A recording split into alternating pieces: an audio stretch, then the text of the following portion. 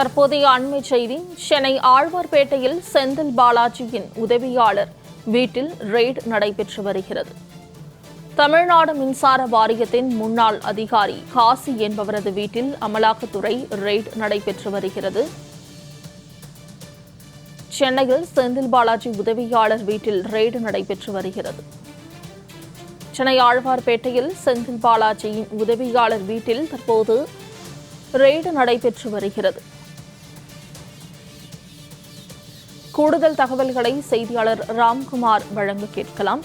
ராம்குமார், செந்தில் பாலாஜியின் உதவியாளர் வீட்டில் தற்போது ரெய்டு நடைபெற்று வருகிறது. இது குறித்த மேலும் விவரங்களை பதிவு செய்யலாம்.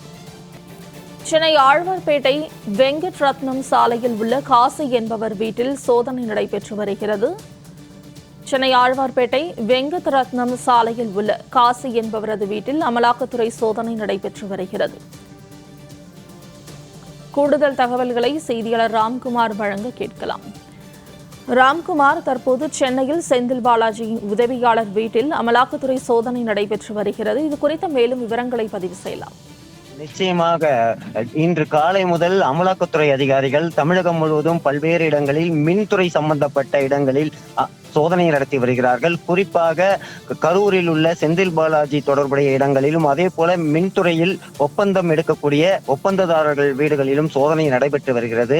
இந்த நிலையில சென்னையில் இருக்கக்கூடிய தமிழ்நாடு மின்சார வாரியத்தில் முதுநிலை அதிகாரியாக இருக்கக்கூடிய காசி என்பவர் வீட்டில் தற்போது சோதனையானது நடைபெற்று வருகிறது. சென்னை ஆழ்வார்பேட்டையில் உள்ள வெங்கட் ரத்னம் சாலையில் வசித்து வரும் அவரது வீட்டில் இன்று 6க்கும் மேற்பட்ட அமலாக்கத்துறை அதிகாரிகள் சோதனை நடத்தி வருகிறார்கள். சமீபத்தில் தமிழ்நாடு மின்சார வாரியத்தில் வருமான வரித்துறை அதிகாரிகள் சோதனை நடத்தி இருந்தார்கள்.